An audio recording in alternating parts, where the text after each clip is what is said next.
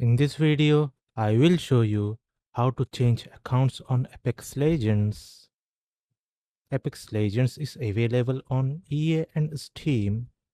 If you download the game from Steam, your account will be linked to your Steam account. If you download the game from EA's official website, it will be linked to your EA account. If you want to switch to different EA account, go to EA's official website and log out of your current account. Then log in with your new EA account and launch Apex Legends with the EA app.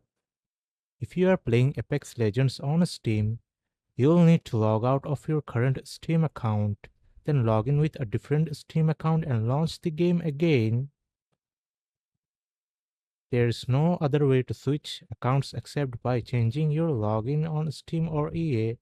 Unfortunately, progress does not transfer between different accounts, so keep that in mind when switching. That's it.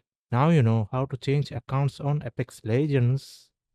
If this video helps, like, share and subscribe.